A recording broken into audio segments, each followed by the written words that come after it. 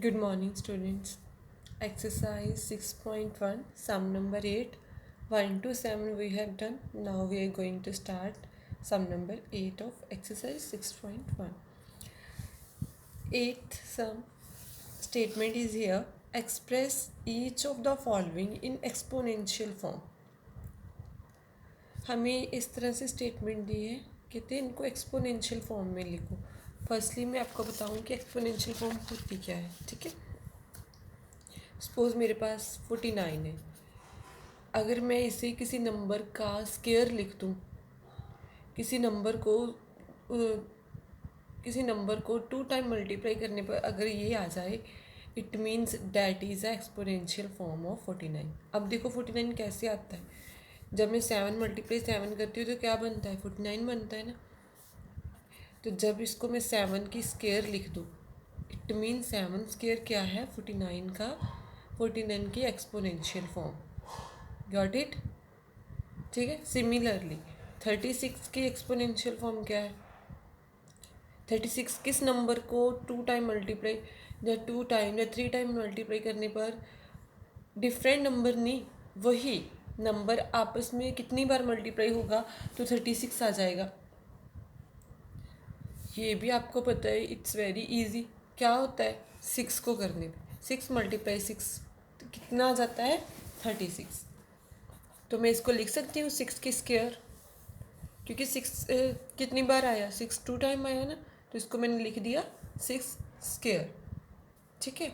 It mean 6 square क्या है, 36 की exponential form. Got it. Now ये देखो स्टेटमेंट दी है मैं 8 सम की. अब देखो -5 कितने टाइम है, 3 टाइम आ रहा है. इट मीन्स अगर मैं इसको लिख दूँ -5 रेज टू पावर 3, तो ये क्या हो जाएगा, इसकी एक्सपोनेंशियल फॉर्म. ठीक है. ये तो ऑलरेडी उन्होंने दिया है. ठीक है. अगर हमें कहीं एक नंबर दे दे तो कहीं इसको इसकी एक्सपोनेंशियल फॉर्म लिखो, तब हमने थ्रू प्राइम फैक्टराइजेशन करना है. और अगर जैसे इजी वन है, 36 हो गया, 49 हो गया, 25 हो गया, 16 हो गए, ऐसे वर्ड, ऐसे न्यूमेरिकल वर्ड्स हैं, तो वो तो इजी है and you know very well. Then what number will come there, what number exponential will come. 25 की 5 का square is the exponential form of 25. So similarly the second part. अब देखो इसमें क्या है, इसको एक्सपोनेंशियल फॉर्म में कन्वर्ट करो. एक्सपोनेंशियल फॉर्म मीन्स पावर की फॉर्म में कन्वर्ट कर दो. अब देखो -5 कितने टाइम आ रहा है, 1 2 3 4. इट मीन्स मैं इसको लिख सकती हूँ -5/7 रेज टू पावर 4. बताया था ना कि ये क्या है, बेस है, और ये जो पावर दी है इसको क्या कहते हैं, एक्सपोनेंट. बेस और एक्सपोनेंट को मिला के जब ये एक रिजल्ट फॉर्म होता है तो इसको क्या कहते हैं, exponential form. Got it. Similarly 9th है.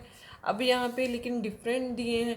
पहले देखो x कितनी बार आया, उसको मैंने लिख दिया x raise to power 1 2 3 4. Multiply डालना है डालो, नहीं डालोगे तो भी कोई प्रॉब्लम नहीं. अब now a raise to power 2 multiply b raise to power b की पावर q. ठीक है. ये इजी है, ये आप कर लोगे. अब देखो उन्होंने कहा 10th स्टेटमेंट में express each of the following number in the exponential. अब नंबर आ गए. अब आपको तो पता नहीं है कि 512 किस नंबर को कितनी बार मल्टीप्लाई करोगे तो 512 आ जाएगा. ठीक है. ये तो इजी नहीं है, ये तो छोटी सी टर्म नहीं है, आपको याद भी नहीं होगा. तो आपने कैसे करना है, देन आपने करना है इसकी प्राइम फैक्टराइजेशन करनी है. ठीक है. प्राइम फैक्टराइजेशन तो आपको आती है सबको. ठीक. जब भी प्राइम फैक्टराइजेशन करनी है, फर्स्टली स्टार्ट फ्रॉम 2 नंबर. मतलब 1 से तो करते नहीं है, क्योंकि 1 से तो यही आ जाना है फिर से. तो कहाँ से शुरू करते हैं, 2 से. पहले 2 फिर 3. अगर 2 पे नहीं डिविजिबल हो रहा होगा देन 3. अगर 3 पे नहीं हो रहा होगा देन 4. पहले 2 पे करके देखो. 2 2 4, 2 5 10, 2 6 12. Then again 2 1 2, 2 2 4, 2 8 16. Next 2 6 12, 2 4 8, next 2 3 6, 2 2 4, next फिर से हो जाएगी 2 1 2, 2 6 12, नेक्स्ट 2 8 16, नेक्स्ट 2 4 8, नेक्स्ट 2 2 4, अब 2 1 2। अब देखो कितनी बार 2 आए, 1 2 3 4 5 6 7 8 9। इट मीन्स इसके फैक्टर क्या आ गए, 2 मल्टीप्लाई 2 मल्टीप्लाई 2 मल्टीप्लाई 2 मल्टीप्लाई 2,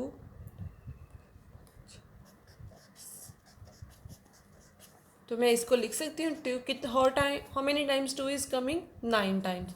तो अगर मैं इसको लिख दूँ 2 रेज टू पावर 9, इसका मतलब भी यही है ना कि 2 कितनी बार कर गया है, 9 टाइम्स। इट मीन्स 512 की एक्सपोनेंशियल फॉर्म क्या है, 2 रेज टू पावर 9। ठीक है, अगर आपको किसी नंबर की एक्सपोनेंशियल फॉर्म नहीं पता तो थ्रू प्राइम फैक्टराइजेशन, पहले प्राइम फैक्टराइजेशन करो, प्राइम फैक्टराइजेशन के बाद जितने फैक्टर आते हैं, ठीक है, जितने फैक्टर आ रहे हैं उनकी जब काउंटिंग को जितने टाइम अक्कर किया उसको रेज टू पावर लिख दोगे, it means that is the exponential form of the given number. Got it? Next is again statement is here 11 sum, अब 2 सम आर लेफ्ट, ठीक है, 10th second and third part you can do yourself. 11th first part कह रहे हैं express each of the following number as a product of power of their prime numbers, prime factors. It means अगर तो already लिखा हुआ है prime factors, it means उन जो भी हमें हमारे पास ये जिस तरह का भी स्टेटमेंट दी होगी उसके जो फैक्टर्स होंगे प्राइम होंगे, ठीक है। तो इट मीन्स उसका एक फैक्टर नहीं आएगा, प्रोडक्ट ऑफ बोला है, इट मतलब एक से ज़्यादा उसके फैक्टर होंगे, सिर्फ एक ही न्यूमेरिक उसका फैक्टर नहीं आएगा, जैसे पिछले में आया था ना ओनली 2 फैक्टर, बार बार 2 ही अक्कर कर रहा था। इसका मतलब यहाँ पे अगर जहाँ तो 2 होगा, जहाँ 3 होगा या 5 होगा, होंगे प्राइम। ये भी नहीं है इवन नंबर नहीं होंगे, प्राइम नंबर्स होंगे, ठीक। अब नाउ करना फिर से सेम प्रोसीजर है, नथिंग डिफरेंस हेयर। फिर से आपने क्या करना है, प्राइम फैक्टराइजेशन के थ्रू ही निकालने, चाहे प्राइम लिखा हो चाहे सिंपल एक्सपोनेंशियल फॉर्म लिखा हो, लेकिन आपने जब भी एक्सपोनेंशियल फॉर्म या as a product of prime factors निकालना है, product of their prime, product of power of their prime factors. It means power की बात हो रही है, फिर से जो आंसर आ रहा होगा प्राइम फैक्टर्स का पावर की फॉर्म में होगा, एक्सपोनेंशियल की फॉर्म में ही होगा। So that's why we will use it here again the prime factorization method। अब देखो फर्स्टली 2 पे करके देखो, चला जाएगा, 2 1 है 2, 2 8 है 16, नेक्स्ट 2 9 है 18। अब 2 के टेबल पे नहीं डिवीज़न होगी, किस पे होगी, 3 पे, 3 3 है 9, 3 1 है 3, इसके फैक्टर क्या आ गए, 2 मल्टीप्लाई 2 मल्टीप्लाई 3 मल्टीप्लाई 3। इसको मैं लिख सकती हूँ, इट मीन्स हमारे पास यहाँ पे now we have a 2 how many times occur, 2 raised to power 2 multiply 3 कितनी बार है, 3 raised to power 2। तो ये आ गए हमारे पास 36 का जो आया है answer. It means a product of power of their prime factors. Got it? यहाँ पे अगर उसने ऑलरेडी लिख दिया है कि प्राइम फैक्टर्स का प्रोडक्ट आएगा, जो उसके एक्सपोनेंशियल फॉर्म आएगी, इट मीन्स वहाँ पे प्राइम नंबर्स आएंगे, ठीक है, एक से ज़्यादा प्राइम नंबर होंगे आंसर्स में। और अगर सिंपल एक्सपोनेंशियल फॉर्म लिखा है तो सिर्फ एक ही आएगा, जैसे यहाँ पे 2 ही बार बार डिवाइड हो रहा है, ठीक। एक्सपोनेंशियल फॉर्म होती ही ये है कि एक नंबर को मल्टीपल टाइम मल्टीप्लाई करने पे जो ऑलरेडी एग्जिस्टिंग नंबर है वो अक्कर कर जाए, ठीक है। जैसे मैंने आपको यहाँ पे बताया, देखो, क्योंकि इजी वन नहीं बता रही हूँ कि बड़ी वाली के लिए तो हमें प्राइम फैक्टराइजेशन करनी पड़ेगी, कि वो हमें एज इट इज़ लर्न नहीं होता, ठीक है। अब देखो 81 है, तो अब किस नंबर को 2 टाइम मल्टीप्लाई 2 या 3 टाइम मल्टीप्लाई करने पे 81 आ जाता है, वो तो हमें ऑलरेडी पता है कि 9 9 क्या होता है 81, ठीक है, इट मीन्स 9 स्क्वायर। इसको मैं लिख सकती हूँ 9 की स्क्वायर, तो फिर हम कहेंगे कि 81 के एक्सपोनेंशियल फॉर्म क्या है, 9 स्क्वायर। एटलीस्ट आपको 10 11 तक तो एज इट इज़ ही याद होंगे कि अब देखो 100 की एक्सपोनेंशियल फॉर्म क्या होगी, 10 को 2 टाइम मल्टीप्लाई करने पे इट मीन्स 10 दी स्क्वायर। 121 की क्या होगी, 11 मल्टीप्लाई 11, 11 स्क्वायर।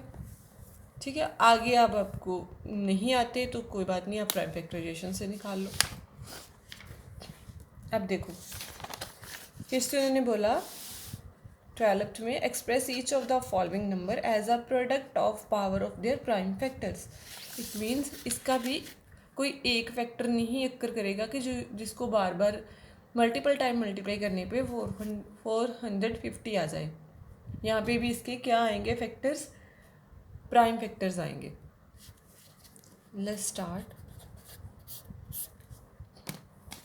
फर्स्टली 2 के टेबल पे किया, 2 2 है 4, 2 2 है 4, 2 5 है 10। अब देखो नेक्स्ट वाला 2 पे नहीं जाएगा क्योंकि लास्ट पे क्या आ रहा है, 5। क्या है 5, क्या होता है, ऑड, और 2 पे जो जाते हैं वो सारे इवन नंबर्स होते हैं। अब इसको किस नंबर पे डिवाइड करूँगी, 3 पे हो जाएगा, 3 7 है। ओके बेटा, up to here is fine, you have to solve 8 to 11 sum only. Okay, you can do every part of your of all the sums, every part is compulsory to solve on your fair notebook. Thank you and have a nice day.